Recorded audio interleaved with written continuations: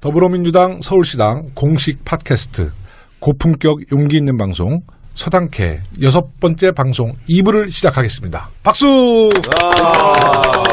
아까 1부에서는 박수를 안 치는 이유가 관중이 없었어요. 관중이. 근데 지금 관중이 많이 오셨기 때문에 감사합니다.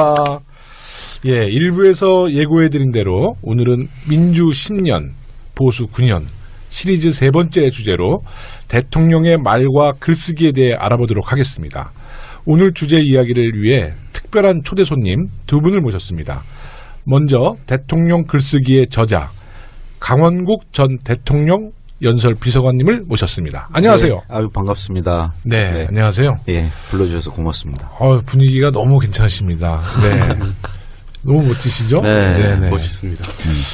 김대중 대통령, 노무현 대통령 두 대통령의 연설 비서관으로 일을 하셨는데요. 연설 비서관으로서는 최장 기록이 아닌가요? 우선 김대중 대통령 때는 연설 행정관이었고요. 네네. 그 당시에 이제 고도원 선배가 비서관 하셨고, 고도원. 노무현 대통령 때 이제 처음에는 윤태영 선배가 연설 비서관 네네. 하다가, 네. 1년 지나서부터 제가 이제 4년 연설 비서관 한 거고요. 네. 끝까지.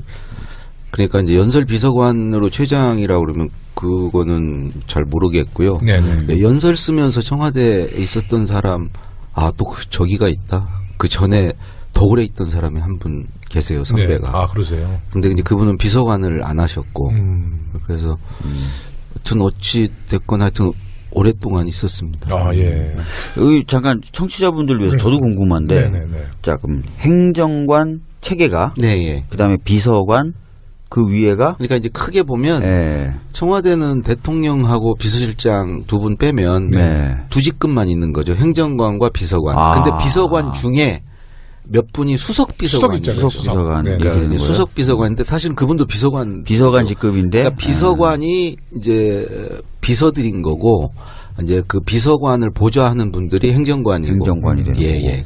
딱 그렇게만 있고, 이제 행정요원이라고 또. 행정요원이 있습니다. 또 있고요. 행정요원이요? 예. 괜히 좀 무섭네. 요원으로. 그러니까 이제 네. 비서관은 이제 공무원으로 하면 1, 2급이 그게 이제 해당하고, 행정관은 3, 4, 5급까지. 그 다음에 행정요원은 6급, 7급, 이렇게. 그렇군요.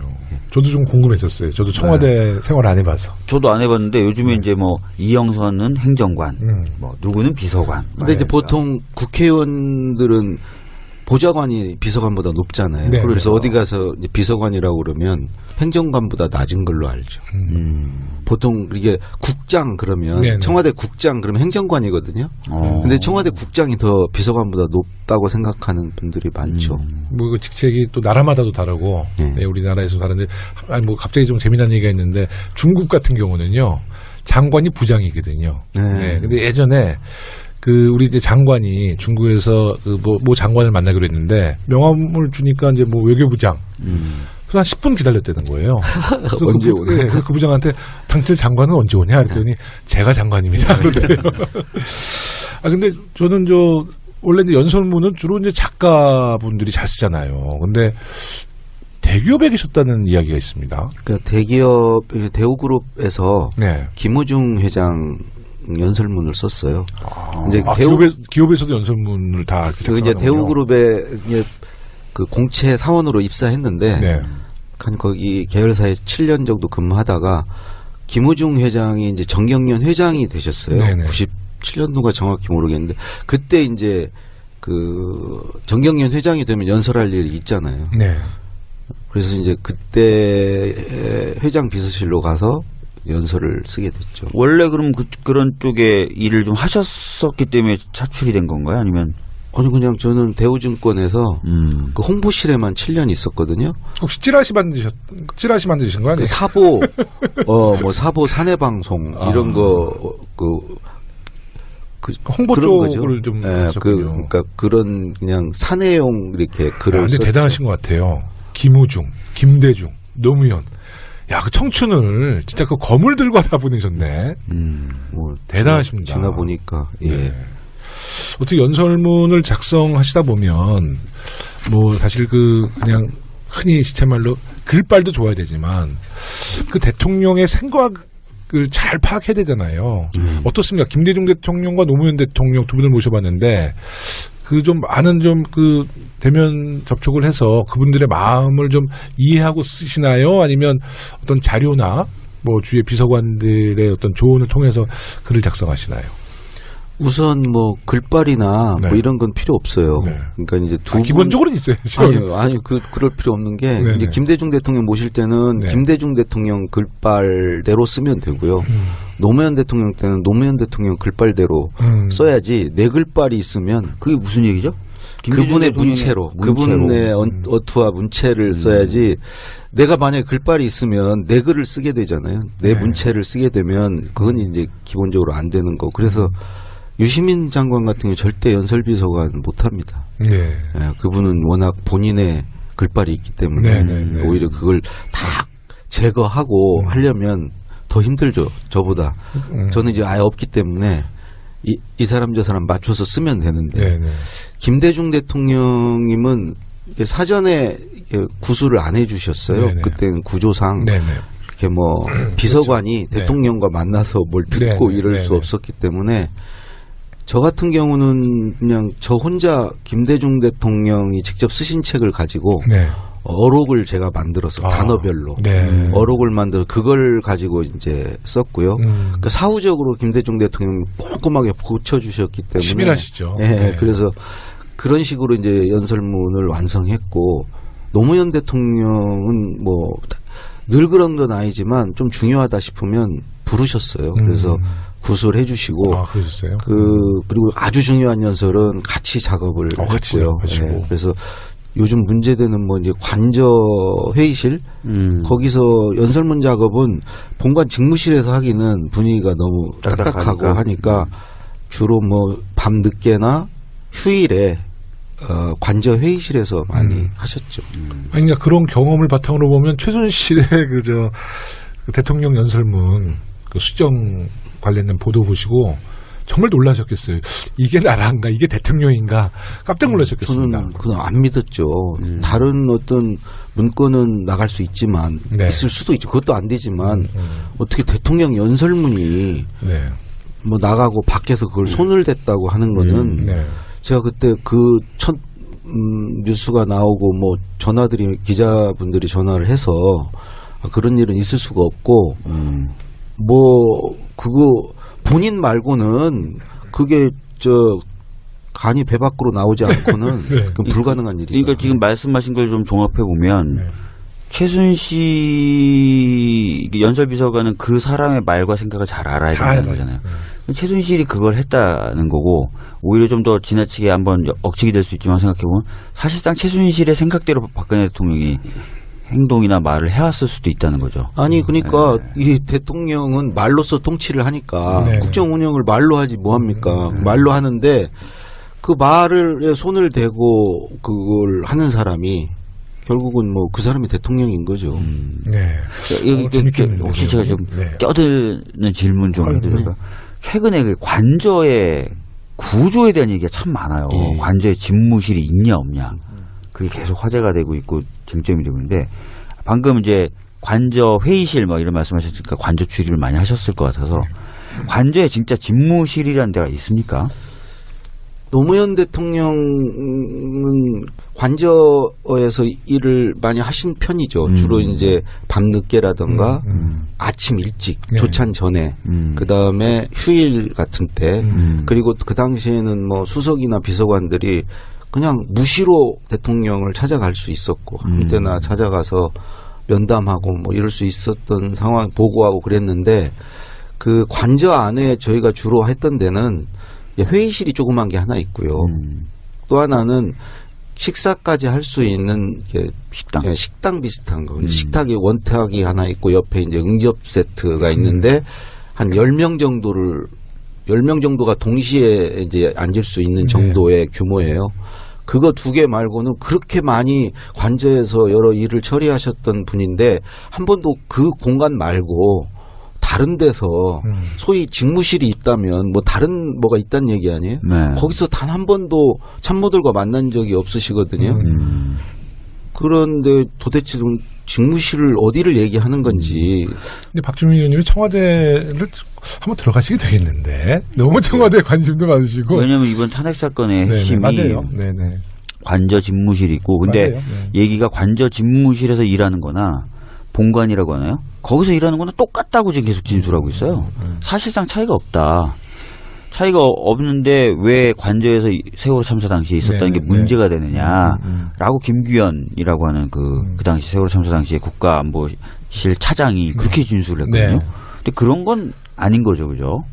제가 알기로는 그거는 전혀 터무니없는 일. 그 자세한 내용은 이제 잠시 후에 하기로 하고 오래 기다리신 분이 계셔서. 네. 죄송합니다. 아닙니다. 예. 서당캐 그 지난 4회 방송 때 출연해서 대통령 기록물에 대한 이야기를 아주 재밌게 해주셨어요. 그리고 반응도 굉장히 뜨거웠습니다. 알권리연구소 전진환 소장님 나오셨습니다. 네, 고맙습니다. 네, 감사합니다. 다시 한 번 더 불러주셔서 감사드립니다. 네. 전진환 소장님 별명이 뭔지 아세요? 모르겠습니다. 진한 커피. 진한 커피. 에스프레소? 네. 기다리면서 잠깐 말씀 나누면 너무 재밌어요. 네. 그 서당캐 출연 이후에 좀 어떤 좀 반응이 좀 있었나요? 예, 아주 기쁜 일이 있었습니다. 책지 좀 팔리지 않았어요, 혹시요? 대통령 기록전쟁을 1000권을 팔았다고 저한테 인쇄가 들어왔습니다. 야, 역시 서당캐. 네, 서당캐 덕분에 너무 감사드립니다. 아, 이거 정말 너무나 기쁜 소식입니다. 오늘 이제 강홍국 선생님 옆에서 또 좀 길을 받아서 좀 저희 대통령 기록전쟁이 좀 더 많이 팔렸으면 좋겠다는 희망을 말해봅니다. 야, 제가 이 서당캐 진행한 이후에 가장 기쁜 소식 같아요. 예, 고맙습니다. 다시 한번 그 책 이름이 뭐라고 그랬죠? 대통령 기록전쟁, 노무현 대통령 대통령 기록을 남긴 죄라고 부제가 붙어 있습니다. 우리 청취자 여러분 아직 구입 안 하셨으면 당장 구입해 주시기 바라겠습니다. 고맙습니다. 네. 예. 근데 우리 소장님이랑 우리 강원국 비서관님이랑 두 분은 원래 아시는 사이세요? 아니요, 우리는 소장님 제가 이제 지면에서 많이 뵀고요. 네. 직접 만난 거 오늘 처음이에요. 아, 처음이세요? 저도 네. TV에서만 뵀고요. 오늘 뵈니까 연예인 같으시고 네. 그래서 한 30분 정도 이렇게 담소를 나눴는데 네. 굉장히 좀 신기했습니다. 아니, 근데 30분 담소 나누셨는데 저는 굉장히 오래된 지인 사이인 줄 알았어요. 그만큼 금방 친해지셨네. 연관성이라고 하면 대통령 연설문이라는 게 또 대통령 기록이 아주 중요한 부분이기 때문에 아까 그 말씀을 좀 드렸고 또 노무현 대통령의 또 이 성과로 저희 이제 직업 우리가 아까 말한 아키비스트 기록연구사라고 하는데 이 직업들이 만들어졌다는 말씀을 좀 드렸습니다. 그분들이 한 5,600분이 지금 뭐 공공기관에서 일을 하고 있는데요. 그래서 아마 좀 그런 유사성이 있기 때문에 뭐 만나자마자 이렇게 좀 이렇게 친근했던 그런 좀 생각이 듭니다. 예. 저도 오늘 질문 드릴 게 많을 것 같아요. 예. 말씀 많이 하세요. 아니 예를 들어서 대통령 7시간 관련돼서 그 답변서를 냈는데 사회복지수석하고 통화한 거는 통화 기록 있음이라고 적혀 있고 안보실장하고 통화한 거는 전혀 그런 게 없어요. 그 어떤 통화는 기록이 남고 어떤 통화는 기록이 안 납니다. 이것도 좀 이상한데. 있을 수 없는 얘기죠. 왜냐하면 녹음을 하고 안 하고는 이제 둘째 문제고 그 통화를 하는 것에 대해서 대통령이 지시를 하지 않습니까? 사적인 통화를 한 게 아니잖아요. 그러면 그 비서관들은 그것을 다 공문에다가 대통령과 언제 통화를 했고 이 기록들을 이렇게 이런 지시가 내려왔다라는 것을 공문을 만들어서 그것을 정부에나 산하기관들에게 하달을 하게 돼 있습니다. 그런데 대통령하고 통화를 했고 지시를 받았는데 그것을 기록을 안 남겼다는 것은 있을 수 없는 얘기죠. 그래서 제가 지난번 방송에도 말씀드렸듯이 아무 한 지시가 한 것이 없기 때문에 대통령 기록이 안 남았다. 일을 안 했기 때문에 기록물이 없다. 이렇게 말씀하셨잖아요. 그래서 김규현 안보실 차장이 이렇게 얘기하더라고요. 짧게 그냥 이렇게 막 성대모사지. 그렇게 하다 보니까 기록이 안 남은 거. 이렇게 얘기를 그분이 혀가 좀 짧았나 봐요. 그건 아니에요. 아니에요. 굉장히 있을 수 없는 얘기입니다.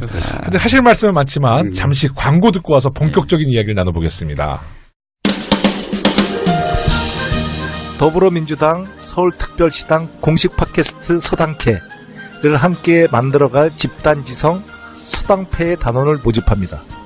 서당패는 더불어민주당 서울특별시당 자원봉사 페이스북 군단의 약자로 서울특별시당 권리당원과 페이스북 계정 소유자면 누구나 지원하실 수 있습니다. 서당캐 집단지성 서당패는 다침령 페이스북 그룹 형식으로 운영되며 팟캐 서당캐의 모니터링, 리뷰, 방송 관련 각종 의견 제시 역할을 수행함은 물론이고 추후 대선 전국에서 서울특별시당 핵심 온라인 자원봉사단으로 활동하게 됩니다. 지원 신청 접수는 팟빵 서당캐 게시판, 서울시당 홈피와 페이스북을 통해 진행될 예정입니다. 이상은 더불어민주당 서울특별시당 사무처에서 알려드렸습니다.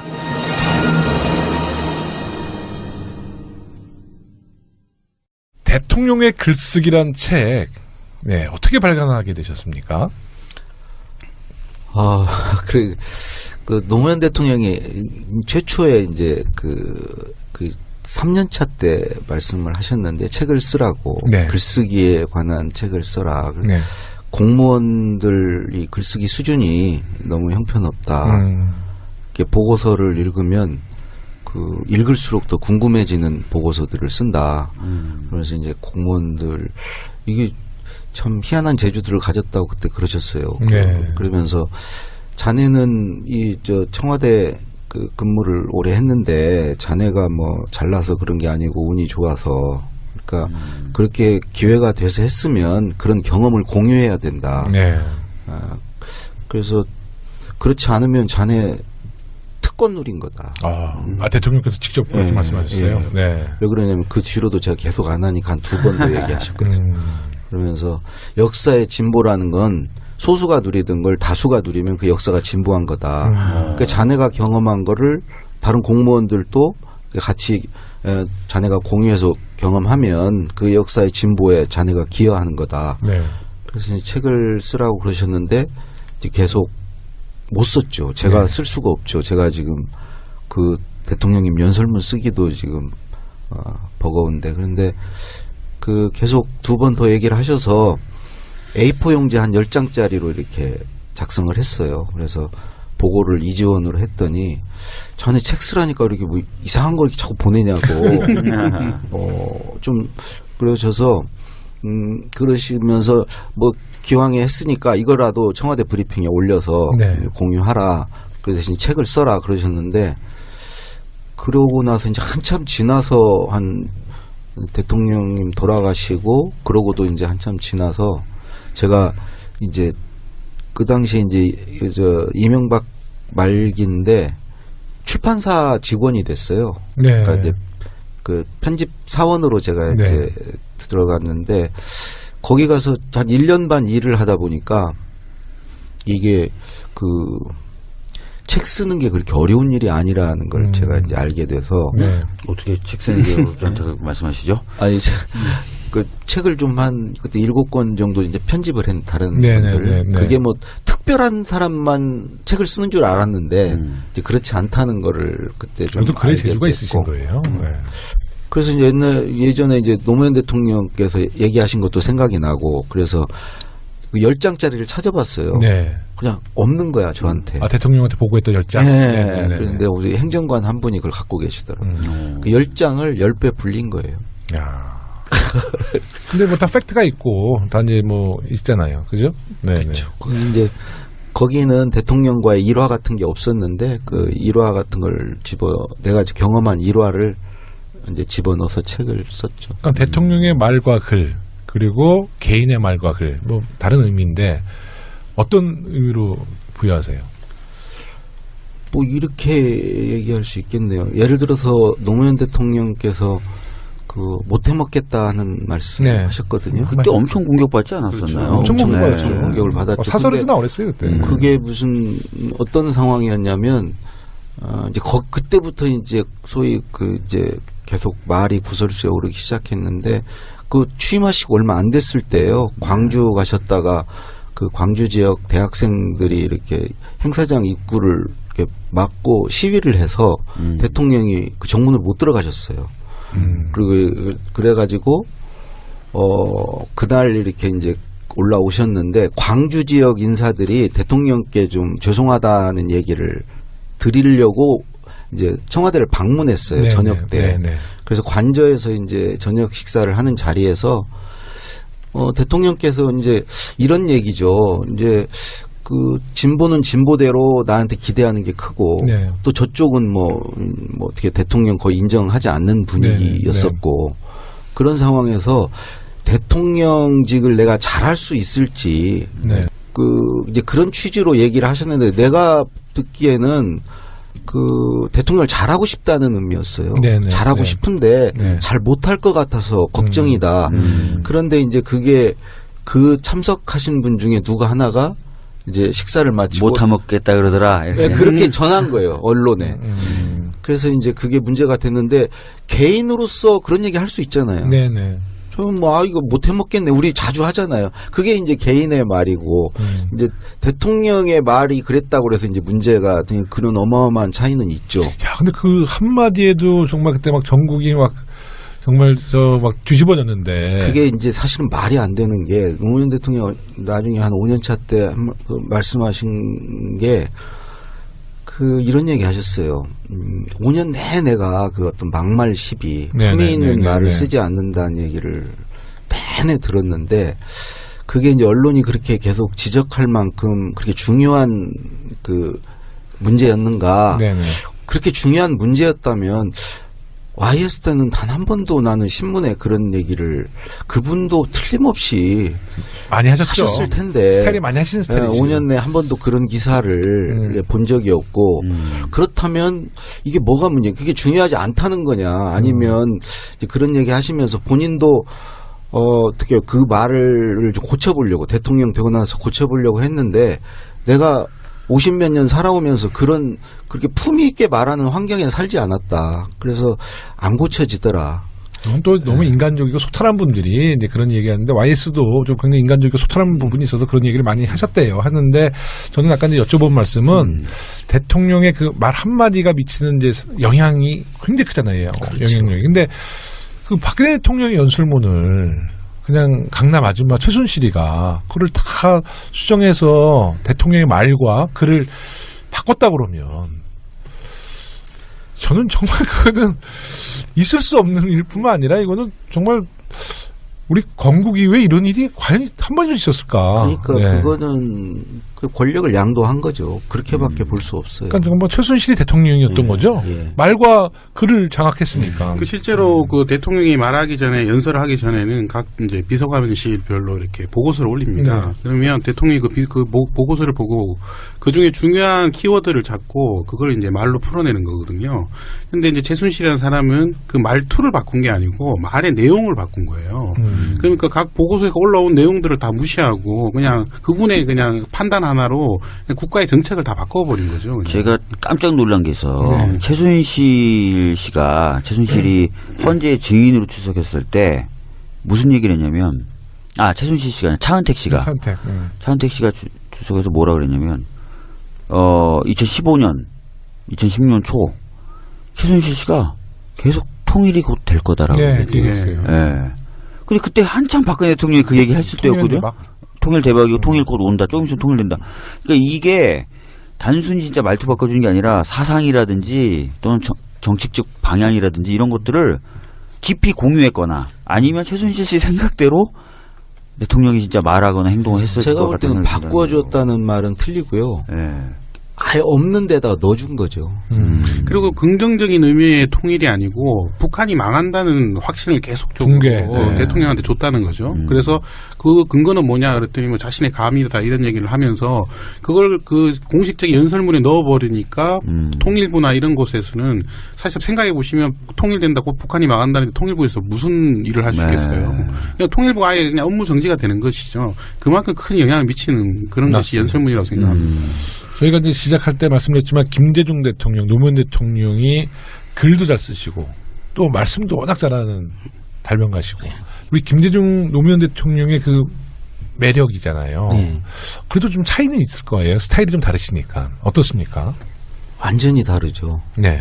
만약에 뭐 같은 점이 있다면 두 분 다 이 말과 글의 중요성, 그 가치 이런 걸 아세요. 그러니까 그 말과 글로 그 자리까지 가신 그 이전도 없고 그 이후도 없어요. 말과 글로 온전히 그 자리까지 가신. 말과 글은 결국 자기 철학이기 때문에 그렇죠. 제일 중요하죠. 네. 말과 글로 사람들 뭐 규합하고 포섭하고 설득하고 그렇죠. 정책 내놓고 뭐 이래서 가신 분들이어서 그만큼 그 중요성을 알고 그걸 만드는데 엄청난 노력과 시간을 쓰시는 분들이었고요. 그리고 정말 간절하게 이렇게 국민들한테 하고 싶은 말들이 있었고 본인의 말이. 근데 이제 그런 부분은 같다면은 실제로 이렇게 뭐 연설하는 데 있어서 그거는 정반대였던 게 김대중 대통령은 자기 본인 연설을 이렇게 역사의 기록으로 이렇게 생각을 하셨어요. 그래서 어떻게든지 써가지고 그걸 그대로 읽고 그 종이 자체를 기록으로 이렇게 남기는 식이었고 절대 애드립이나 이런 게 있어서는 안 된다고 생각을 하셨고 노무현 대통령은 연설은 청중과의 교감이다.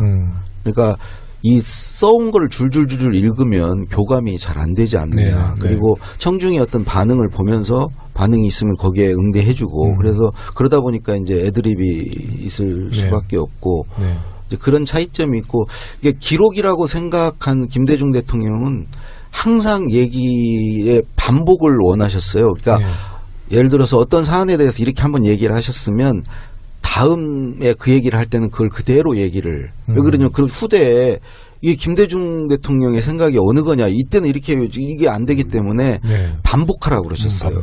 근데 노무현 대통령은 반복을 하면 청중들이 이전에 다른 사람한테 한 얘기를 똑같이 나한테 또 하면 그게 그 사람 기분 좋겠냐. 그건 예의가 아니다. 같은 사안도 청중이 달라지면 다르게 접근해서 얘기를 해줘야 된다. 설사 그 사람이 그 얘기를 과거에 한 얘기를 못 들었더라도 다르게 얘기해야 된다. 그래서 김대중 대통령은 나는 100번 얘기하지만 듣는 사람은 처음이다 항상 그러셨고 이게 전혀 다른. 김대중 대통령이 좀 더 이 효율성을 좀 더 따지셨네. 쓰는 입장에서는 김대중 대통령 연설 쓰기가 한 100배 쉽죠. 과거 기록만 찾으면 되니까. 노무현 대통령은 새롭게 써야 되니까 똑같은 사안도. 우리 박주민 의원님 그 지역에서 이렇게 막 돌아다니잖아요. 몇 개 동이죠? 9개. 9개 돌아다니면서 똑같은 이야기를 9개 동에서 똑같이 하세요. 다 화제를 바꿔서 얘기하세요. 비슷하게 맞추려고 하는데 그러다 보면 제가 왠지 뭐 하는 짓이 이런 생각이 들 때가 있죠. 그러니까 노무현 대통령 스타일이시구나. 뭐 비슷하게. 저도 좀 그래요. 제 스스로 민망해. 제가 했던 얘기를 다른 데 가면 그분들 처음 듣는데 뭐 옆에 이제 보좌진도 있고 그러니까. 성의가 없는 거. 네. 그래서 좀 미안해서 어떻게 해서 좀 바꿔서 얘기를 하려고 그러죠. 우리는 약간 노무현 대통령과네. 근데 바꾸려고 해도 잘 안 바꿔지죠. 잘 안 바뀌죠. 근데 또 각 동에 또 이게 특징들이 있고 오신 분이 달라서. 그게 리더는 무엇인가에 대한 두 분 생각도 완전히 달라서요. 김대중 대통령은 리더는 절대 한보도 앞서가면 안 된다. 반보만 앞서가고 절대 국민의 손을 놔서는 안 된다. 그런 입장이어서 연설문이나 이런 게 굉장히 쉽고 이렇게 설명하고 이렇게 반복하고 이런 거라면 노무현 대통령 리더는 앞서가는 사람이래요. 그리고 앞서가면서 계속 의제를 던지는 사람이래요. 그래서 그거를 국민이 받아주면 하는 거고 안 받아주면 못 하는 거고 리더가 영합하면 안 된다. 어떻게 국민하고 같이 영합해서 가냐. 먼저 가면서 계속 던지는. 그러니까 왕께 상소하는 심정으로 계속 던지는 거다. 그래서 받아주면 하는 거고 이제 그런 면에서 전혀 이제 다르셨죠. 실제 제가 친했던 기자분이 그 김대중 대통령을 사적으로 만나서 이렇게 얘기하시던 걸 그대로 이렇게 타이핑을 쳤는데 놀랍게도 그게 그대로 기사가 된다고 그러더라고요. 그러니까 불필요한 접속사나 또 뭐 이렇게 말의 그 꾸밈 이런 것들이 전혀 없이 그대로 그냥 이렇게 연설문이 될 수 있고 또 기사로 될 수 있게 그렇게 말을 하신다고 제가 근데 들었습니다. 김대중 대통령은 노무현 대통령보다는 더 위트가 좀 있어요. 대중 연설에서. 근데 개인적으로는 또 노무현 대통령은 굉장히 위트가 있는 분이지. 엄청 재밌어요. 너무 저도 옛날 노무현 대통령 인터뷰 한번 해봤거든요. 해양수산부 장관 하실 때. 인터뷰 딱 끝나니까 저녁에 그 따님이 청바지 사주셨다고 청바지를 입고 맥주집에 나타나신 거예요. 같이 맥주 먹는데 배꼽 빠졌어요 그때. 아니 저는 두 분 이렇게 뭐 김대중 대통령도 영상 메시지 녹화하고 그럴 때는 옆에 뵀거든요. 근데 왠지 그분 두 분 다 옆에 가면 별로 안 웃기는 얘기도요. 그냥 웃음이 나와요. 그래요? 그게 아우라인가 봐요. 그게 권위 압도되고 이렇게 하면 왠지 웃어야 될 것 같아요. 그리고 실제로 웃겨서 웃어요. 김대중 대통령은 5분에 한 번씩 터트려줘요. 좌담회 같으면 한 5분에 한 번씩은 꼭 터트려줘. 맞아요. 그죠? 실제로 대통령은 좀 그런 자질이 필요한 것 같아요. 그러면 그것도 리더십이고. 뭐 오바마 보세요. 그렇게 명연설하면서도 항상 위트가 있잖아요. 우리 전지단 소장님은 대통령 기록물 주로 이제 많이 보시는데 그 두 분의 연설문 중에서 좀 기억에 남는 연설문 있었나요? 저는 노무현 대통령 오늘 보고 왔습니다. 이 질문을 먼저 받아가지고 보고 왔는데 유튜브에 또 찾아봤는데 그 부끄러운지 알아야지. 이제 전시작전 통제권 가지고 때 연설 한 10분 정도 이렇게 하신 게 있는데 유튜브로 봤죠. 네. 그 연설은 절대로 연설문을 보고 한 게 아니에요. 대충 그냥 내용을 넣어놓고 그냥 계속 자기 스스로 맞아요. 그냥 이렇게 얘기를 하고 대본 있는데 없이. 그게 벌써 10년이 넘었는데도 지금 봐도 마음이 이렇게 뭉클하고 굉장히 설득력이 있는 것 같아요. 그래서 오늘 배우님 좀 여쭤보고 싶었는데 우리 강홍국 선생님께서 그걸 써주셨는지 그런 유명한 연설들은 제가 뭐 초안부터 제가 손을 대지 않았고요. 너무 겸손하신 거 같아요. 아니 그게 미리 노무현 대통령 스타일은 예를 들어서 뭐 연두 회견 같은 거 그 질문지를 이제 홍보수석실에서 취합해서 드리면 네네.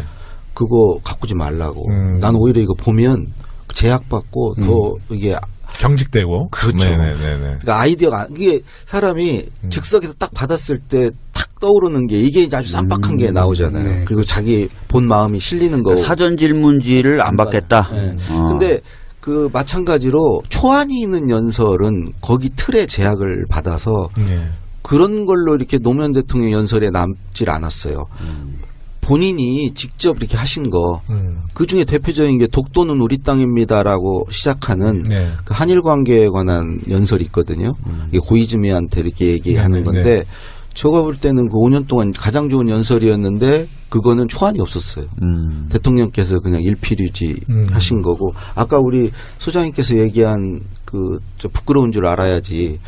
그 명연설이었는데 그 다음날 보도된 거는 신문에 호주머니에 손 넣고 있었다고 그 뒤에 호주머니에 손 넣고 있는 사진을 찍어가지고 그것만 막 문제가 됐었죠.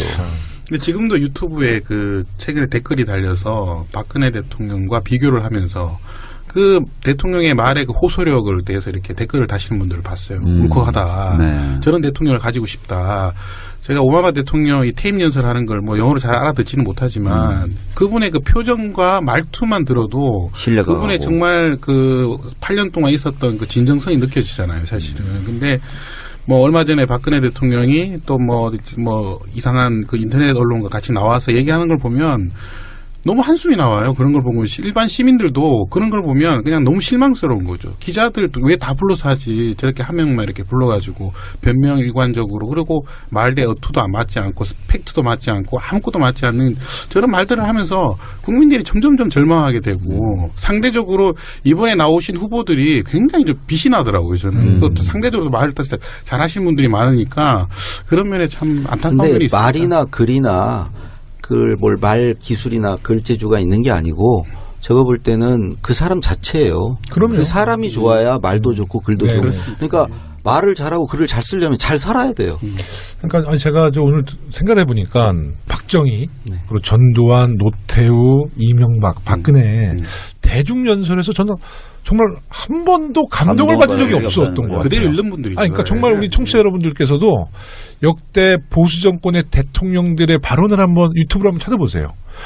단 한 번도 가슴에 좀 찡하든지 좀 감동받는 뭐 어록 하나도 없었던 것 같은데 문어체를 그대로 읽는 분들이에요. 그리고 권위적이니까 지시, 뭐 통치, 뭐 이런 권위적인 통치가 정치 철학이니까 그분들의. 저는 전두환 대통령 네. 본인이라는 말을 지금도 그게 기억이 나는데 왜 그 표현을 계속 썼을까 하는 생각이 좀 들더라고요. 굉장히 권위적이고. 솔직히 지금 언급하신 대통령의 입장에서는 감동 있는 연설을 할 필요 자체가 없지 않았을까요? 그럼요. 국민들을 설득해서 어느 곳으로 가겠다. 수단이 아니죠. 어느 곳으로 가겠다라는 의지와 의사가 독재니까 있을 필요가 없는 분들이잖아요. 그 당시에는 이렇게 감사합니다. 대통령 리더십을 이렇게 얘기해서 말하지 말라고 그랬어요. 오히려 말하면 무섭지 않다고. 그냥 가만히 입 다물고 있다가 잡아가고 고분하고 세무조사하고 이래야 대통령이 무섭고 말을 잘 듣지. 뭔 대통령이 나서가지고 설명하고 뭐 해달라고 호소하고 이러면 대통령 권위가 안 선다고 그랬어요. 그래서 박근혜 대통령도 말하지 않고 블랙리스트 만들고 돌리고 연판장 돌리고 그래서 뭐 탄압하고 이랬던 거죠. 그런 거죠. 그러고 보니까 생각나는 게 두 가지가 있는데요. 박근혜 대통령 관련돼서 뭐 국무회의나 이럴 때도 보면은 일방적으로 적게 만들고 대화라는 게 없었다잖아요. 그런 얘기 돌고 또 제가 예전에 학생할 때 학생 운동할 때 경찰 버스에 강제로 태워지면 지시가 내려와요. 그 위에 제일 높은 잡아온 학생하고 얘기하지 말라고 말하지 마라. 예. 그 사실 그 침묵이 더 저는 공포스럽더라고요. 그렇죠. 경찰관하고 말이라도 섞기 시작하면 좀 누그러지는데. 실제로 국무회의는 다 지난 시간에도 제가 말씀을 드렸습니다만 대부분 녹음이 되고 그 속기된 내용들이 국무회의가 끝나고 나면 각 장관별로 다 사실 다 전달이 됩니다.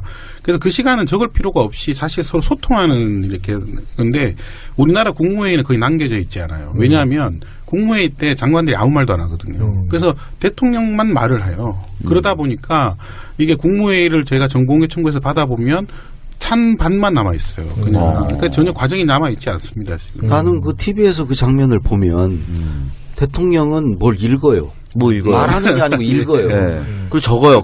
뭐 대가리 쳐박고 적어요. 나는 그거를 그 읽는 그 종이를 복사를 해가지고 모일 필요도 없어요. 내가 볼 때 그런 회의는 그냥 하나씩 팩스로 넣어주면 돼요. 그거를 굳이 수고하면서 읽고 왜 쓰는 일을 하는지 그림이 안 나오니까 그냥 그림 그리려고 아니 지금처럼 그렇게 말씀하신 것처럼 회의를 하니까 박근혜 대통령이 대면 회의가 필요하냐. 어차피 난 적은 거 적혀져 있는 거 읽고 애들은 종이가 있는데 받아 적을 뿐인데. 그분은 평등한 위치에서 한 번도 대화를 해보신 적이 없는 분 같아요. 그냥 이렇게 불러주면 적고 그다음에 자기가 말하면 다 들어야 되고 이런 시각을 가지고 있었기 때문에 그런 대화의 기법이나 이런 것들을 전혀 모르는 것 같다는 느낌을 많이 듭니다. 기법 차원이 아니고 아예 그 생각이 없기 때문에 항상 그 대면 보고를 하면 대통령께 물어보거든요. 여쭤보고 이게 나 이 얘기 듣고 싶어요. 대면 보고와 서면 보고의 과연 차이는 뭘까? 자꾸 저쪽은 차이가 없다는 거예요. 대답 들으려고 하는 거죠, 대면 보고는. 근데 대답을 못하면 대면 보고를 못 받아요. 서면 보고는 자기가 모르는 것도 다시 옆에 사람 물어봐가지고 이거 어떻게 해야 되냐고 하면 되지만 대면 보고는 자기가 바로 답해줘야 돼요. 대화를 해야 돼요. 그러니까 그거는 실력이 없으면 실력 없는 사람이 이제 또 했다가는 엉뚱한 대답하고 이러면 이제 대통령 말 한마디가 일사천리로 그냥 돌아가잖아요. 우리 대통령제도 우리 강력한 대통령제인데 그러니까 사실은 나는 오히려 대면 보고를 안 한 게 다행이다. 대면 보고해서 아무 얘기나 막 답변을 던졌으면 더 큰 혼란이 큰 위기가 올 수도 있고. 노무현 대통령의 경우에는 대면 보고도 좋아하셨지만 또 그것을 또 이지원 시스템에 또 지시사항을 또 기록으로 남겨놨습니다. 지금도 그래서 남북 정상회담록 같은 것들을 보면 이런 것들은 사실이 아니니까 지워라. 그리고 이런 것들은 사실관계에 틀렸다. 이런 것들을 다 이지원 시스템의 대통령 기록으로 라이팅으로 다 남겨놨거든요. 그리고 말도 하고 또 기록으로도 남기고. 제가 5년 내내 이제 우리 연설문을 쓰면 그 이지원에 올리죠. 처음에는 이제 올려서 대통령이 댓글을 반드시 다세요. 한 번도 안 다신 적이 없어요. 근데 재밌는 게 댓글도 어떤 거는 좋습니다. 일부러 애교. 기분을 그대로 보여주는 거예요. 애교 있게. 조자에다 옷 쓰고 씁니다. 기분이 되게 잘 썼다는 걸 그런 식으로 표현하고 그러셨는데 이제 이지원상으로 몇 차례 이렇게 군더더기가 많습니다. 처음에 그러면 군더더기 빼서 다시 올리면 아직도 있습니다. 그러면 또 빼고 몇 차례 하고 어느 정도 얼추 이렇게 틀이 잡히면 그다음에 이제 와라. 그래서 이제 같이 이제 작업을 하는 스타일이셨는데 노무현 대통령은요 5년 동안 본인이 한 모든 말, 그러니까 잠꼬대 빼고 모든 말이 다 녹음이 돼 있어요. 녹음을요? 녹음을 다 했어요. 그러면 본인이 하라고 하셨어. 왜 하라고 그러셨냐면 하나는 누군가 녹음을 하고 있으면 내가 어떤 그 경계를 할 거 아니야 스스로. 그래서 독대할 때도 다 녹음을 했어요. 그래서 말을 한마디 한마디가 신중해지니까. 그리고 또 하나는 이제 당시 기록을 중시하셨냐면 여러 가지 이제 그런 기록이 이제 다음 정부의 이제 국정 운영에 도움이 되지만 본인 개인적으로 퇴임 후에 이제 책을 쓰고 싶으셨어요. 그래서 본인은 이렇게 말할 때 좋은 생각이 떠오르신대요. 그러니까 이게 누구 이렇게 사적으로 이렇게 밥 먹으면서 이렇게 얘기하는 것도 다 녹음을 부탁하셨어요.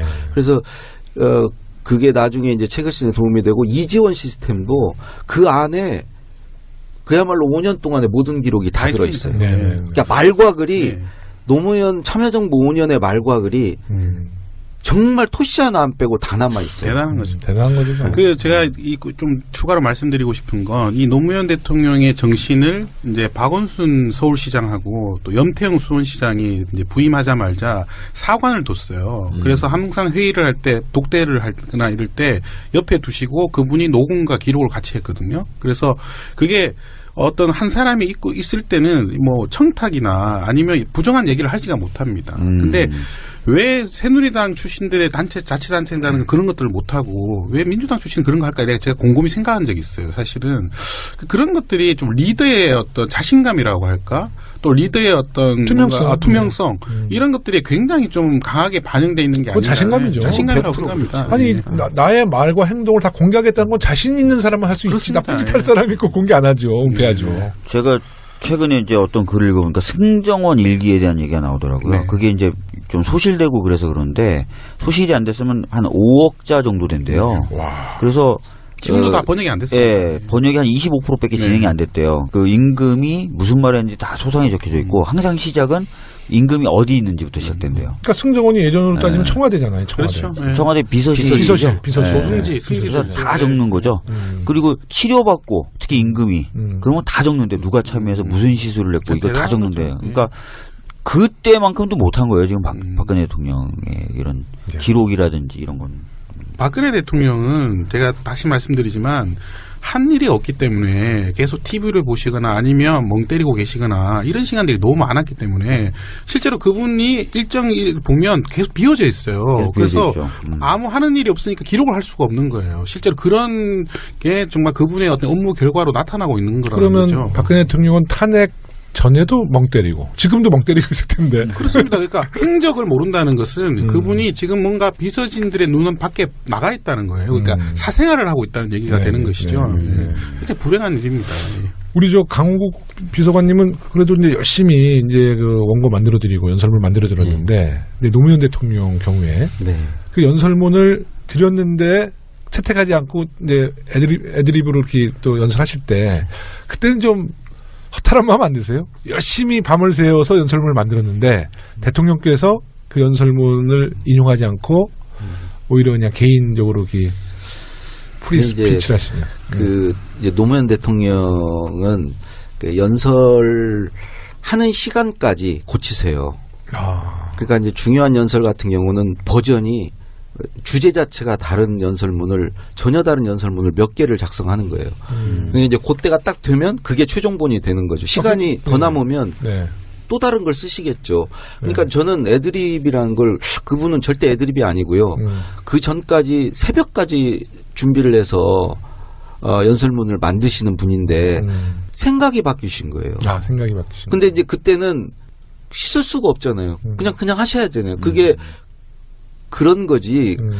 그래서 노무현 대통령은 계속 생각이 발전하는 분이세요. 네, 맞습니다. 그러니까 어제 생각이 오늘 달라져요. 근데 달라지는 게 무슨 뭐 이게 변덕이 아니고 본인의 생각을 계속 하니까 이게 생각이 발전해요. 계속 아이디어가 계속 떠오르고. 그리고 최신에 떠오른 거, 지금 떠오른 거를 말하는 게 맞다고 생각하세요. 하나 써놓은 게 있으니까 이거 읽고 말지. 그거는 국민에 대한 예의가 아니다. 새로운 생각이 떠올랐으면 최선을 다해서 지금 떠오르는 생각을 대통령께 그 국민들께 말하는 게 네네. 그게 진정성 있는 거지. 뭐 귀찮고 이제 뭐 그러니까 이미 써온 것도 있고 갖고 온 것도 있고 네네. 이거 줄줄 읽고 말지. 이건 최선을 다하는 게 아니라. 그러면 저희 청취자 여러분들께 이거 하나 알려주세요. 그러니까 대통령의 연설문이 작성되는 과정. 예. 네. 어떻게 시작해서 어떻게 완성이 되는지 좀 궁금합니다. 일단은 이제 초안을 이제 연설 비서관이 작성을 하죠. 근데 네. 초안도 이제 혼자 하는 게 아니고 연설 행정관들이 계시니까 같이 해서 초안이 작성이 되는데 우리 연설 비서실 내부에서만 그게 가능한 건 아니고 네. 관련 비서실과 관련 부처 여러 가지 이제 그쪽으로부터 자료를 받아서 최종적으로 이제 연설 비서관이 대통령께 올려요. 그러면 한 몇 분 중간에 정도 없어요. 작업을 하는 거죠? 그러니까 행정관이 4분 네. 있고 연설 비서관이니까 5명이 이제 하는데 5명 정도가 주로 예. 연설문을 만들어요. 예. 네. 그 여사님 연설까지 있으니까 네. 그렇게 뭐 그 대략 노무현 대통령이 5년 동안 정식 연설을 한 480번 정도 하셨거든요. 그런 거 보면 그 밖에 메시지라든가 서면 이런 거 되게 많기 때문에 그래서 이제 올려드리면 이거는 비서실장이나 수석이 없어요. 대통령께 바로 올려드리고 연설비서관이. 근데 연설하기 전에 대통령이 어떤 지침 비슷한 거, 이 행사의 성격은 이러니 나의 생각은 이러니까 이것을 토대로 연설문을 작성해라 이런 이제 중요한 것은 사전에 저걸 주시죠.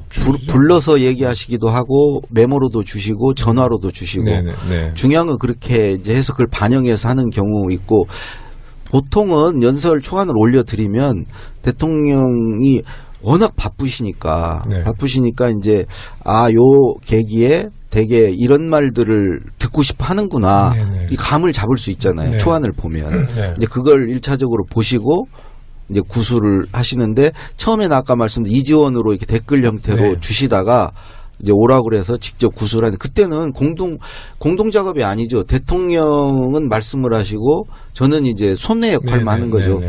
그 작업을 하면서 이제 제 뒤에 큰 모니터 스크린이 떠 있어요. 그게 이제 제 노트북 화면이에요. 대통령은 그걸 보세요. 저는 그러니까 대통령이 구술을 막 하시면 그걸 받아치는데 그걸 또 대통령이 보고 계시고 그거 아니고 이렇게 하고 저 앞으로 가봐. 대통령의 생각이 그대로 그냥 그렇죠. 그러니까 되는 거구나. 저 앞으로 가보세요. 그러면 내가 이제 못 찾으면 더 위로 올라오고 더 이런 식이에요. 그러니까 연설비서관은 그냥 그냥 손의 역할만 하는 거지 머리는 없는 거죠. 근데 최순실은 이 복잡한 과정과 근데 최순실이 어떻게 보면 박근혜를 너무 잘 알고 있었던 거 아니야? 박근혜 생각 항상 똑같았던 거 아니야? 박근혜 대통령 연설 비서관. 최순실. 근데 이제 공식 발령을 내지 왜 안 냈지? 최순실 씨가 우리가 그렇게만 보는 게 아니라 그분이 이제 여러 가지 연설문에다가 자신의 사업들을 다 반영을 시켜놨습니다. 그러니까 제 얘기도 박근혜 대통령이 최순실의 연설 비서관이라는 얘기예요. 그렇습니다. 그래서 사업들을 계속 반영하고 보면 대통령의 입에서 계속 창조경제, 그다음에 문화융성, 그다음에 평창올림픽 이런 말들이 계속 나와요. 그래서 통일. 그런 것들을 예산들이 최순실 예산이 지난 3년간 1조 4천억이었다고 이번에 분석 자료가 나왔거든요. 그런 것들을 다 자기가 주도해서 일들을 했던 것이죠. 사실은 연설 이제 작업을 하면요 부처에서 그런 로비 비슷한 걸 하려고 해요. 왜 그러냐면 대통령이 뭘 지원하겠습니다. 한 줄을 넣으면 그거 가지고 예산 다 딸 수 있어요. 대통령 지시라고. 그 연설에 그냥 무심결에 이렇게 하나 넣어주면 그걸 가지고 뭐든지 할 수 있거든요. 근데 그걸 온전히 그걸 다 할 수 있었으니까 얼마나 권력을 가졌던 엄청난 거예요. 권력이죠. 그 한 줄 넣기도 어려운데. 근데 이제 노무현 대통령 시절을 보면 이제 대통령의 말꼬리에 대해서 보수 언론이 계속 문제를 삼고 막 여론화시켰는데 또 이 보수 정권 이명박 박근혜 대통령은 사생활, 소문, 유언비어에 대한 이야기를 많이 생산해 나갔거든요. 이명박 대통령은 4대강 비리, 친인척 비리, 이런 이야기들이 진실인지 아직 유언비어인지 아직 밝혀지지 않았죠. 자원외교, 박근혜 대통령은 최근에 일어나는 일들. 근데 이게 왜 그럴까요? 제가 한번 자료를 한번 분석해 본 적이 있어요. 어떤 유언비어들이 생겼고 그 유언비어에 대해서 시민들이 묻거나 정보공개 청구를 하거나 국회의원들이 자료 제출 요구를 하면 어떤 반응들을 일으켰는지 놀랍게도 모든 유언비어마다 그런 정보들을 제대로 공개한 적이 단 한 번도 없습니다. 지난 9년 동안. 예를 들면 천안함 때도 그랬고 메르스 때도 그랬고 이번에 세월호 때도 그랬고요. 그렇죠. 예를 들면 세월호 우리 박주민 의원님 더 잘 아시겠지만 제가 박주민 의원님하고 저하고 국회 세월호 특조위 예비 특조위에 참석했은 적이 있었는데 저희가 청와대에다 자료 요청을 계속 하잖아요. 그렇게 하면 거의 응답률이 10%가 안 됐어요. 당시에. 그러면 왜 안 주냐고 물어보면 대부분 자료가 없다든지 그다음에 어디에 있는지 모른다든지 이런 얘기를 하고 세월호에 또 그런 유언비를 퍼뜨리는 사람은 처벌하겠다. 이렇게 국민들을 이렇게 억압한 거죠. 저도 이제 같은 입장인데 전 노무현 대통령이 그런 면에서는 기록도 중요하게 생각했지만 정보의 공개와 공유 이거가 아주 확고하셨어요. 예를 들자면 MBC 다큐멘터리 제작을 하겠다고 거기서 이제 청와대 내부를 찍겠다고 카메라 갖고 와서 그러니까 경호실장을 비롯해서 전부 다 당연히 반대를 했죠. 그러니까 관저 같은 데를 들어서 찍겠다고 그런 거예요.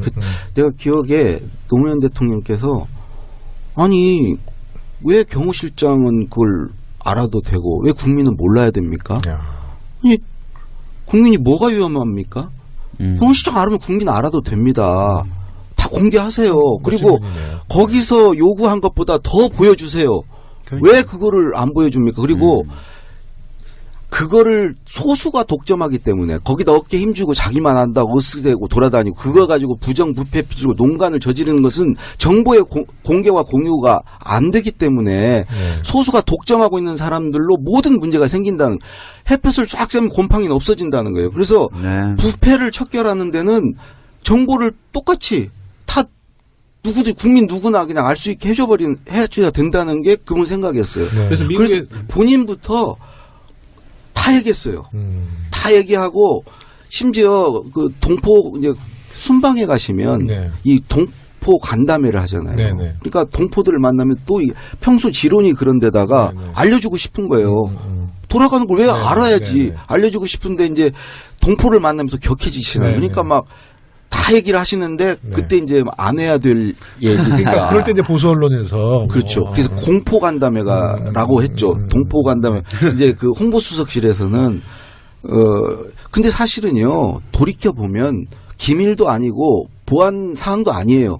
우리가 과거부터 계속 이 금기를 정해놓고 그렇죠. 그렇게 살아와서 저런 얘기까지 막 청와대 깊은 얘기를 해도 되나? 네, 그것도 노무현 대통령은 다 없애고 싶어 하셨어요. 그런 게 어딨냐고. 실제로 그래서 그 정보공개위원회라는 데가 있습니다. 그래서 이 노무현 정부 때는 이게 청와대 산하, 대통령 산하에 있었고요. 이명박 정부로 바뀌자마자 이걸 행자부 산하로 격화를 시켰어요. 그것도 정보공개위원회를 처음에는 없애려고 그랬습니다. 그래서 저희가 뭐 저 같은 활동가들이 굉장히 반대를 해서 그나마 행자부 산하로 만들었는데 지금은 아무런 역할을 못 하고 있어요. 그게 아주 두 대통령이 아주 극명한 차이인 것이죠. 그러면 우리 전진환 소장님은 이명박 대통령의 말과 글에 대해서 한번 평가를 해주시고 우리 강홍구 비서관님께서는 박근혜 대통령의 말과 글을 한번 평가해 주시죠. 이명박 대통령 전 대통령은 사실 말을 그렇게 잘하는 스타일은 아니지만 그래도 뭐 그 카메라 앞에 서는 것을 아주 두려워하거나 그러진 않았어요. 하지만 이분은 말과 다르게 굉장히 폐쇄적인 분입니다. 왜냐하면 업무 자체가 이분이 좋아했던 게 다 뭐 강 밑에 그다음에 저 멀리 있는 자원외교 뭔가 그러니까 우리가 의혹을 가질 수 있는 아주 그런 사업들을 좋아했고요. 실제로 그것과 관련된 정보공개 청구를 하거나 그것을 요구하는 국회의원들을 굉장히 싫어했습니다. 그리고 저 같은 경우도 제가 4대강 관련된 폭로를 한 2번 정도 한 적이 있는데요. 제가 바로 그 다음날 블랙리스트에 올라가서 제가 당시에도 블랙리스트가 있었어요. 이명박 정부 때도. 그런 얘기 많았었죠. 예, 그래서 굉장히 제가 또 하는 강의에서 굉장히 많이 이렇게 배제가 됐는데 이분은 굉장히 보기에는 열려 있잖아요. 뭐 커피도 같이 마시고 뭐 또 참모들하고 같이 어울리기도 하는데 그런 부분에 대해서는 굉장히 폐쇄적이고 좀 이중적이었다. 예. 비판받고 공격받는 거에 대해서 굉장히 거부감이 컸다. 예. 그 현대에 있을 때 그 사장의 마인드가 그대로 국정에 반영됐다고 봐야 되겠습니다. 네, 우리 박근혜 대통령 사장 마인드 그야말로 이명박 대통령은 사장 마인드 경쟁이에요, 경쟁. 그래서 연설 비서관만 연설을 안 써요. 다른 막 사람한테도 써보라고 그래요. 본인 마음에 드는 걸 취하는 거. 근데 그러면 이 소위 그게 다 망가지는 거죠. 그렇죠. 이게 기본 조직이. 그런 얘기. 거기도 잘하면 최순실 있었겠는데. 제2의 최순실. 그렇죠. 그럴 가능성이 있죠. 근데 본인은 항상 이러셨대요. 품격 있는 연설을 원하셨대요. 품격이. 한 번도 품격을 못 느껴봤는데. 품격은 그 연설문에서 나오는 게 아니고 사람한테 나오는 건데 그 박근혜 대통령은 정말 제가 이 연설문을 직접 들어본 적도 없고 뭐 듣고 싶지도 않고 그래서 연설문을 정말 몰라요. 그 박근혜 대통령 연설을. 근데 뭐 제가 이번 사태 나기 전에 이런 얘기 한 적 있어요. 김대중 대통령은 그 생각에 연설비서관이 이제 대통령 생각을 맞춰야 되잖아요. 쓰려면 생각의 관역이 너무 멀리 있어서 힘들었다. 노무현 대통령은 관역이 막 움직여서 힘들었다. 생각이 막 발전하시는 분이어서. 근데 박근혜 지금 대통령은 관역 자체가 없는 것 같다. 그래서 그 연설비서관이 참 힘들겠다라는 거를 그 이전에 한번 제가 페이스북에 쓴 적이 있는데 아예 그 자체가 없기 때문에 그건 저는 그걸 평한다는 것도 그건 좀 네. 저는 느낌이 그분은 이렇게 약간 로봇 같은 느낌을 들었어요. 그냥 이렇게 뭔가 외워서 읽고 있다. 또 그 읽는 것도 톤까지도 뭔가 어딘가 박자에 맞추고 있다는 생각을 정말 많이 했고, 또 박근혜 대통령은 굉장히 또 많이 드러난 것 중에 하나가 또 뭐 중국 같은 데서 중국어 쓰고 뭐 이렇게 썼잖아요. 근데 그게 알고 봤더니 최순실 씨가 마지막에 중국어 쓰라고 해서 썼던 거 보면 자기 스스로 뭔가 이렇게 임기응변적으로 했던 것은 거의 하나도 없다고 봐야 되지 않을까 생각이 듭니다. 제가 예전에 들었던 얘기가 있어요. 2014년 무렵에.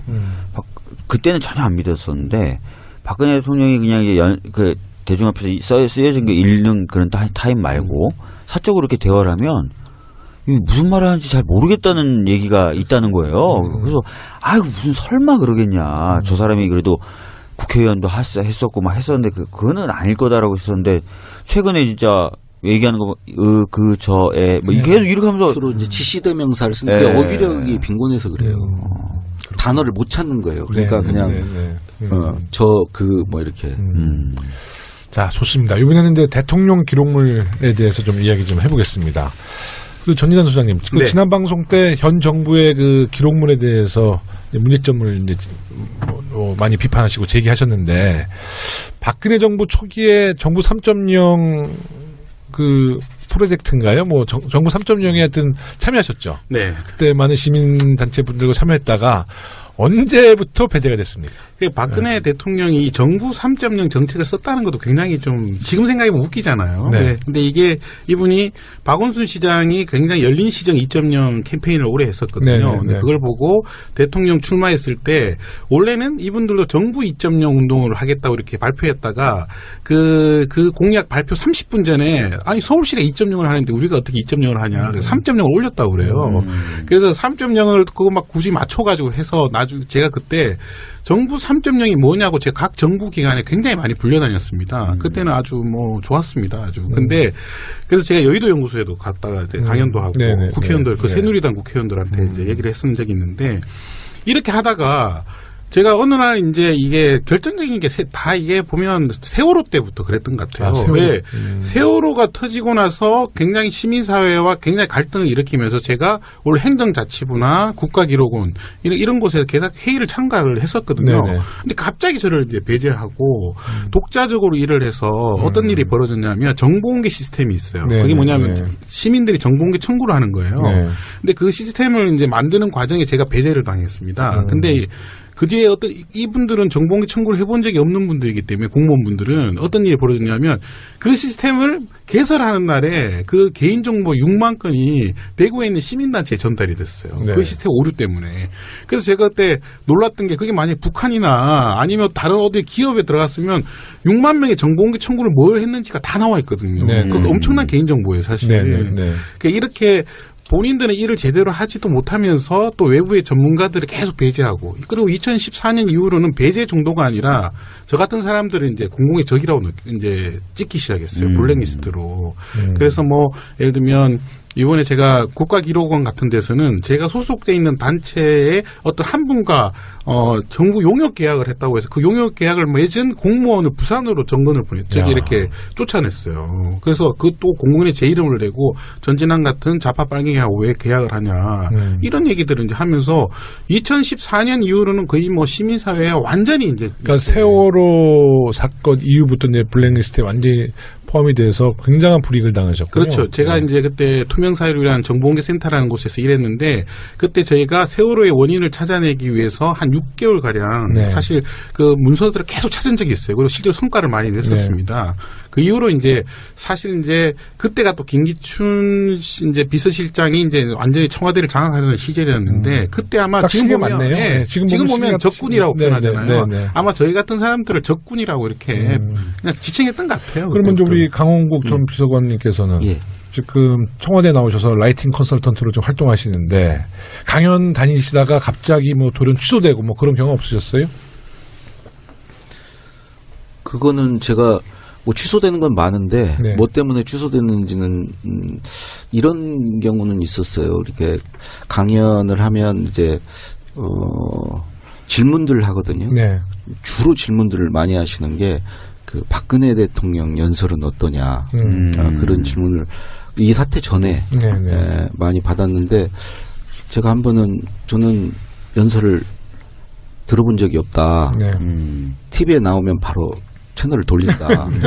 근데 그러고 집에를 왔는데 그 대통령 모독죄로 고소를 하겠다고 그분이 질문한 분이 그 내가 가서 얘기한 기관장께 뭐 얘기를 했대요. 그게 강남이었는데 대통령 모독죄라는 죄는 없는데요.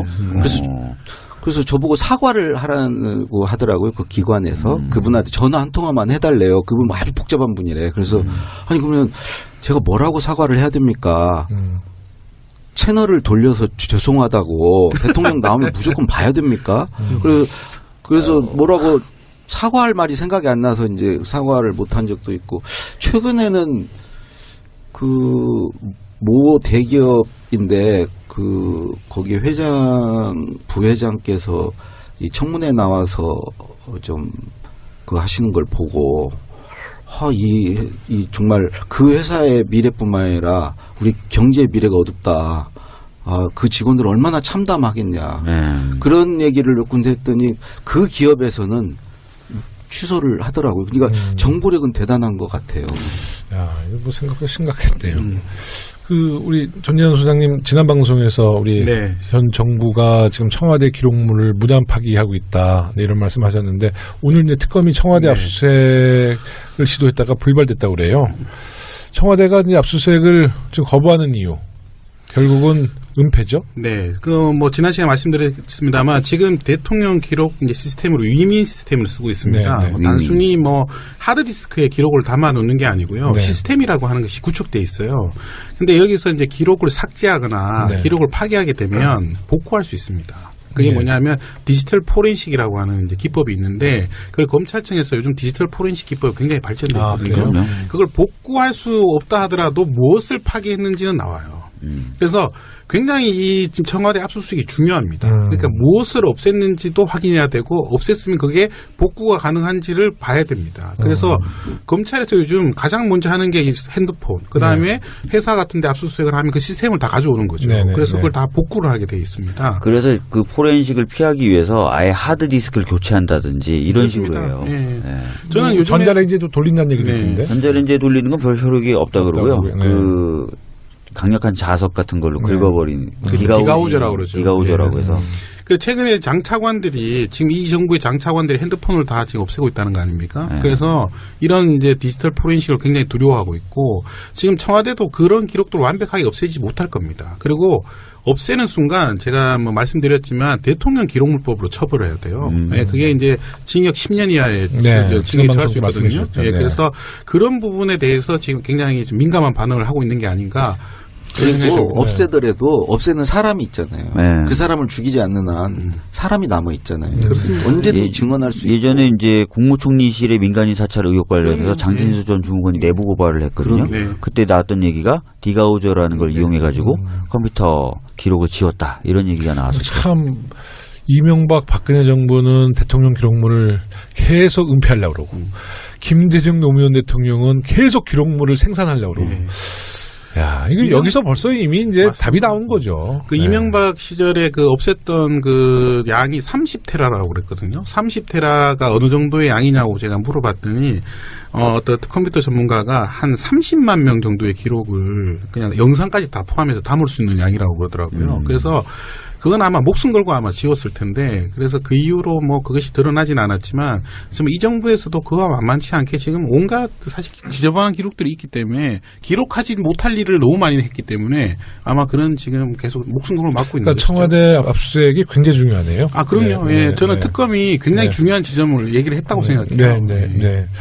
오늘 조홍천 의원도 그런 얘기를 했죠. 서버에는 남아있을 것이다. 그래서 서버 압수수색 중요하다. 이렇게. 그 지방정부, 이제 우리 청와대 기록물도 있지만 이제 지방정부, 그러니까 지방자치단체장들도 이제 그런 어떤 기록물을 갖고 있죠. 그렇습니다. 이명박 박근혜 정부 때 더불어민주당 소속 우리 단체장들은 어땠나요? 저는 이제 박원순 시장, 서울시장하고 이제 일을 많이 했는데 지금 박원순 시장은 처음에 부임하자마자 만든 과가 있어요. 전국에 없는 과예요. 정보공개 정책과를 만들었습니다. 그래서 서울시에서 정보공개 청구가 들어오면 비공개를 하게 되면 이 정보공개 정책과에 다 통보를 해야 됩니다. 네.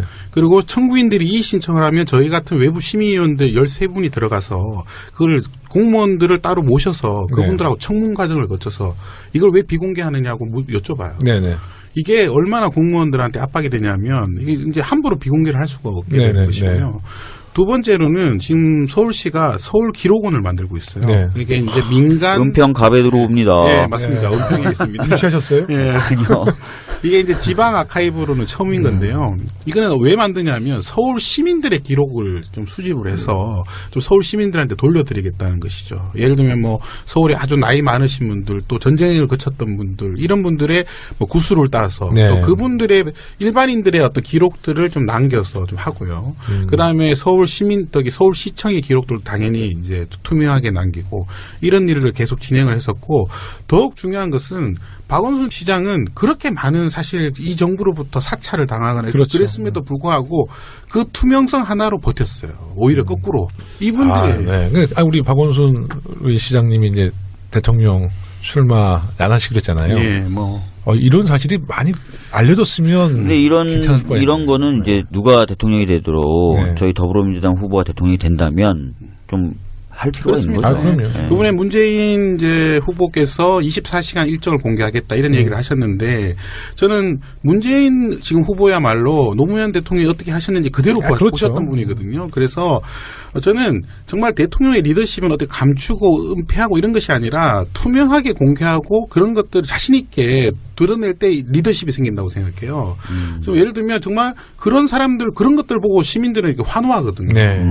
숨긴다고 해서 그것이 자기들끼리 뭔가 은밀하게 일은 잘 진행될지는 모르지만 그거는 국민들과 전혀 괴리된 일이라는 괴리된 거죠. 예. 그런 거죠. 하여튼 박원순 서울시장 정말 다시 한번 우리 좀 격려도 해드리고 박수 좀 보내드려야 될 것 같아요. 그렇습니다. 정말 예. 훌륭한 서울시장님이신 것 같아요. 뭐 네. 하나만 더 말씀드리면 얼마 전에 이제 그 UNDP라고 하는 네. 이제 유엔 개발 계획이라는 네, 네. 기구가 있습니다. 네. 그래서 이제 이 동남아 그다음에 캐나다 북유럽에 있는 공무원들 한 70개국에서 이렇게 서울시 행정을 배우러 왔어요. 네. 그래서 제가 그때 발표를 한 적이 있는데 서울시에 이 정보 공개 시스템이 되게 많습니다. 네. 건설 공개 시스템, 뭐 재정 공개 시스템, 또 뭐 문서를 공개하는 문서 공개 시스템들을 제가 이제 쭉 보여드리고 브리핑을 한 적이 있는데 네.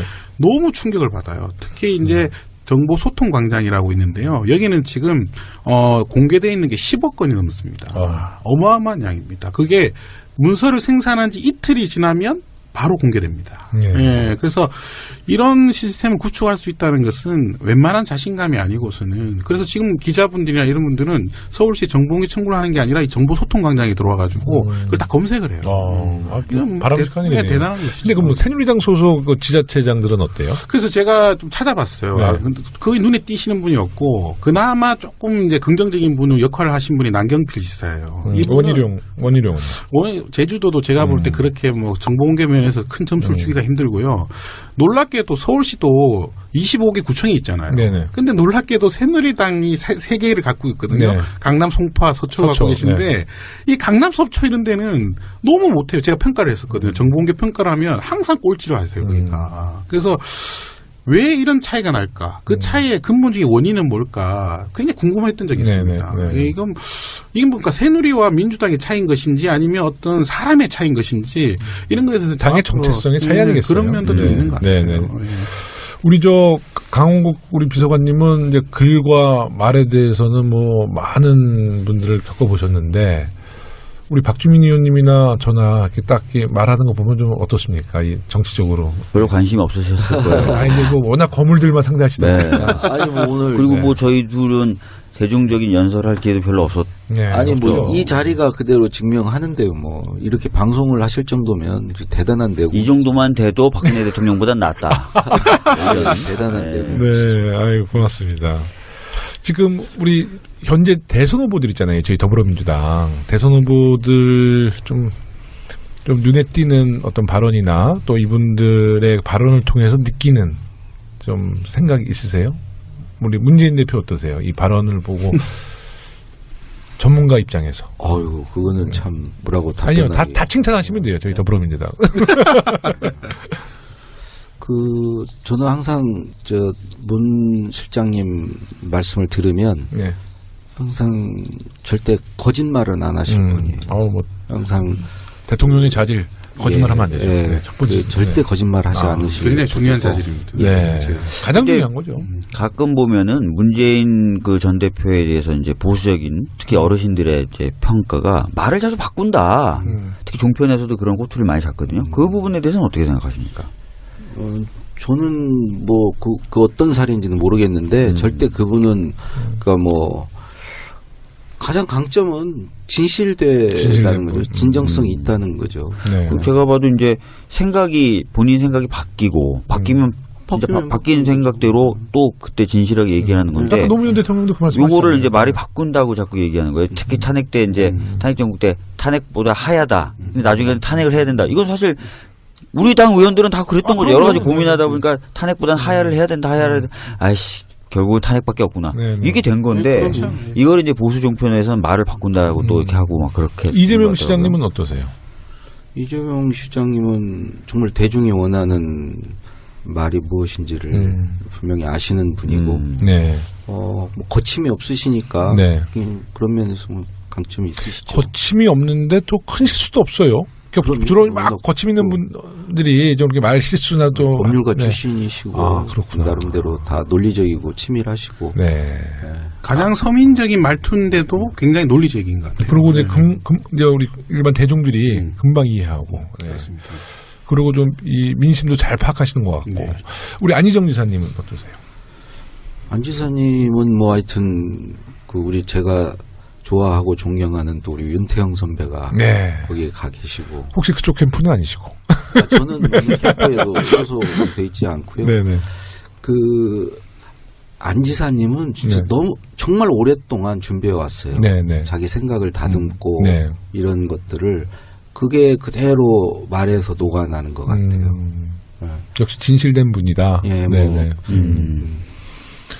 그리고 우리 김부겸 의원님은 어떻게 좀 가까이서 좀 보시나요? 개인적으로는 제일 제가 좋아하는 그분도 교회 같은 교인. 그분도 완전 지남철이에요. 친화력이 대단하시잖아요. 김부겸 의원님. 그분은 참 대단하신 게 제가 이제 과천교회를 근데 지역구가 과천이 아니실 때 과천교회를 나오시는 거예요. 원래 그러니까, 공포 쪽 사셨죠. 거기 지역구인데 거기 의원이셨거든요. 근데 예전에 과천교회를 다닌다고 해서 교회를 안 옮기고 과천교회를 계속 진정한 신앙인이시네. 근데 그거 하나만 봐도 이분은 참 좋은 분이구나. 그리고 너무 요즘에 부각이 안 돼서 안타까워요. 말씀도 진짜 논리적으로 차분하게 잘하시는 분이고 그런데 말씀 잘하시죠. 거기다가 정말 우리 대구에서 국회의원이 되셨을 정도니까. 그래서 제가 대구 이제가 고향이니까 이제 고향 친구들한테 물어봐요. 근데 손을 잡을 때 눈을 이렇게 쳐다보면 눈물이 난다고 그러더라고요. 그 김부겸 의원이 그런 힘이 있다고 그러더라고요. 그래서 그 손을 한 번이라도 잡은 사람은 좀 김부겸 의원을 많이 이렇게. 근데 그게 군포에 있을 땐 그런 평가를 안 받았어요. 계속 당선됐는데 대구에서 계속 고생하니까 굉장히 절실했던 것 같아요. 그러니까 절실하고 동정 여론도 있고. 표정 말과 글뿐만 아니라 표정이나 뭐 이런 것도 사실 삶을 반영할 수밖에 없잖아요. 그러니까 이제 이 총선의 승리는요. 우리 박주민 의원님 저도 마찬가지고요. 일단은 우리가 도전자 입장은 이 동정 여론이 깔려 있어야 돼요. 맞아요. 박주민 의원님 딱 보면 그냥 동정 가잖아. 불쌍해 보이세요. 이렇게 맨날 보면 이렇게 너무 과로하는 거. 또 이런 얘기하면 박주민 의원님 지지자들이 막 저한테 또 뭐라 그러시는데 아니 너무 진실되고 또 현장 중심에 정치하시고 항상 사회적 약자를 위해서 열심히 하니까 그러면서 이제 사실 은평에서 오랜 기간 시간에 이제 또 활동을 안 하셨는데 워낙 이제 그 세월호 그때 뭐 현장에서도 열심히 하셔서 이제 당선되셨고 저도 이제 국회의원 선거 자주 떨어졌는데 살은 10kg 빠져. 빼짝 말라가 그러니까 이러다 김용호 죽겠다 이러다 당선된 거고. 우리 김부겸 의원님도 마찬가지예요. 대구에서 얼마나 고생하셨어요. 그러니까요. 또 이게 또 자화자찬했네. 항상 저는 이 방송할 때 양념 역할만 하려고 말씀을 좀 줄여야겠습니다. 좀 우리 마지막으로 참 우리 대선 후보인데 최성 의원님은 어떻게 좀 아시나요? 최성 시장님. 알죠. 옛날에 국민의 정부 때 같이 일을 했었고. 그분의 이제 말과 글을 보면 좀 어떻습니까? 최성 우리 시장님. 그거는 제가. 그러니까 기분을 못하셨죠. 근데 의욕 있으시고, 뭐, 열심히 이미 뭐 거기서 이렇게 평가를 받으시고. 국회의원도 하시고, 시장님도 하시고. 저는 이걸 한번 여쭤보고 싶어요. 사실 그러면 정치인들을 굉장히 오랫동안 많이 봐오신 거잖아요. 그런데 본인은 정치를 안 하셨단 말이에요. 근데 그 정치인들을 쭉 봤을 때 정치인들이 좀 이런 덕목은 좀 있어야 되는데라는 확실하게 좀 생기셨을 것 같아요. 그런 부분에 대해서 좀 한번 말씀을, 특히 이제 대중과 접촉을 할 때 필요한 덕목. 저는 뭐 노무현 대통령한테 배운 건 그 솔직함인 것 같아요. 근데 솔직함 때문에 사실은 노무현 대통령이 좋은 평가를 받기도 하지만 아까 여러 예를 들으셨지만 또 말꼬리 잡혀가지고. 근데 결국은 평가받잖아요. 역사적으로는 다시 역사에 살아나죠. 역사에 살아나죠. 재조명 받으시고. 그러니까 솔직하면 절대 실패하지 않는다는 생각이고, 그리고 또 하나는 결국은 자기 생각이 분명히 있어야죠. 자기 생각이 있어야 예를 된다. 들어서 뭐 우리 노무현 대통령 얘기하시기를 그냥 보좌관이 써주는 거 줄줄 리는 의원들 많다. 리더 자격 없다. 그런 사람들 배지 달면 안 된다. 뭐 이런 얘기 하시거든요. 정치가 가장 어려운 거고 가장 중요한 거다. 네. 아무나 하는 거 아니다. 그 대표적으로 저한테 자네는 딱 눈빛이 자네는 정치할 묵기가 아니네. 네. 그런 거였었고요. 네. 정확히 보고 계신 거죠. 네. 저는 그렇게 안 보이는데. 정치가 그만큼 영향이 큰 거니까. 네. 저는 실력이 있어야 된다고 생각해요. 물론이죠. 네. 우리 강홍구 선생님은 목사님 하시면 잘하실 거예요. 네. 저는 PD나 뭐 작가 뭐 이쪽 하시면 굉장히 잘하실 것 같아요. 네. 우리 박주민 의원님 뭐 이제 방송을 어느 정도 이제 마무리해야 되는데 굉장히 그 청와대에 대해서 굉장히 궁금한 게 많으신 것 같아요. 왜냐하면 네. 지금 제가 탄핵소추위원인데요. 네. 그 중에서도 제가 제일 관심 있는 게 사실 세월호 참사 당시에 네. 박근혜 대통령의 행적을 비롯한 청와대 대응 적정성이거든요. 근데 저로서는 청와대에 대한 정보가 없어요. 그리고 청와대에 대한 정보가 없다 보니까 저뿐만 아니겠죠. 아마 헌재 재판관도 없을 거예요. 네. 증인들이 나와서 하는 말이 사실인지 아닌지 판단할 기준과 근거가 없어요. 뭐 나와서 뭐 관저 안에서도 다 원활하게 보고받고 지시할 수 있다. 본관에 있는 거나 관저에 있는 거나 똑같다. 상황실에 있는 거나 심지어는 관저에 있는 거나 똑같다. 뭐 이런 얘기들. 그다음에 뭐 특히 뭐 최순실의 이제 관여가 문투만 바꾼 정도다. 뭐 이런 얘기들 많이 하거든요. 시스템을 잘 모르니까 그런가? 뭐 이런 느낌이 드는데 그래서 오늘 이제 많이 여쭤본 거예요. 네.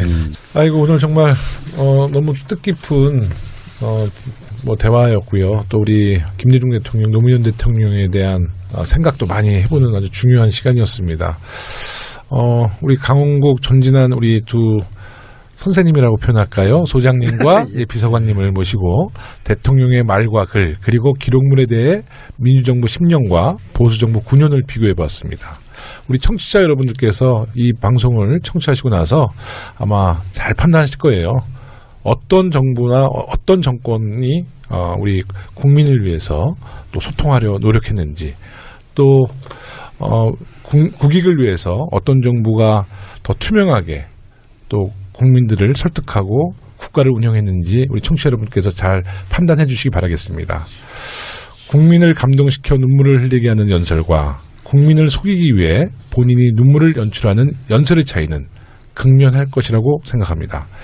두 분 오늘 이제 혹시 더 하고 싶은 말씀 있으면 우리 전진한 소장님, 강홍국 비서관님 한 말씩 해주시죠. 네, 저는 뭐 대통령의 자질 중에 가장 중요한 것이 자신의 모든 면을 다 국민들한테 드러낼 수 있는 자신감, 그리고 자신의 행적이 다 역사 속에 기록된다고 하는 그 공명심, 그다음 그 책임감이 굉장히 중요한 것 같습니다.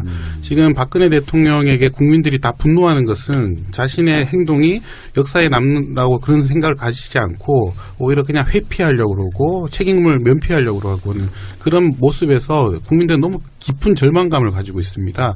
그래서 다음 대통령은 반드시 좀 이런 좀 자질들을 가지신 분들이 대통령이 돼서 상처난 우리 국민들의 마음에 좀 많이 이렇게 위로가 됐으면 좋겠다는 생각을 해봅니다. 네. 저는 뭐 특별히 드리고 싶은 말씀 없는데 네. 우리가 이제 역사에서 배워야 되잖아요. 우리가 이번 사태를 겪고 나서 좀 달라져야 될 거는 딱 두 가지인 것 같아요. 우선 자기가 이제 리더 지도자가 될 사람들은 저렇게 돼서는 안 되겠다. 자기 그 생각이 있어야 되고 그 생각을 표현할 줄 알아야 된다. 네, 그다음에 우리가 그 지금인 청와대 참모들 전부 모른다고 그러고 몰랐다고 그러고 그렇게 기회주의적인 속성 똑똑한 사람일수록 좋은 학교 나온 사람일수록 더 그랬다는 거. 네. 이런 사람들이 소위 출세하는 이런 사회가 더 이상 계속돼서는 안 되겠다. 네. 그래서 그런 교훈을 이번 사태에서 좀 얻었으면 좋겠습니다. 네. 우리 박주민 의원님도 이제 마지막 한 말씀. 뭐, 전 이런 느낌이 들어요. 박근혜 대통령이 지금 와서 보니까 굉장히 능력과 자질이 없었다는 걸 다 알게 된 거잖아요. 근데도 그게 철저히 은폐되면서 대통령이라는 자리까지 올랐단 말이죠. 그래서 이번 기회에 어떻게 보면 좀 다시는 이런 식으로 정치를 하거나 또는 정치적으로 성공을 거두는 일은 좀 없었으면 좋겠다. 그런 생각이 좀 들고요.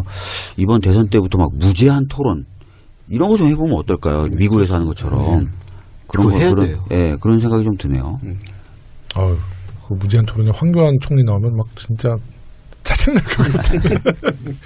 예, 더불어민주당 서울시당 공식 팟캐스트 서당캐 6번째 방송 이것으로 마치겠습니다. 저희는 다음 주에 더 재밌고 유익한 이야기를 가지고 돌아오겠습니다. 끝까지 청취해 주셔서 감사합니다. 모두들 고생하셨습니다. 감사합니다.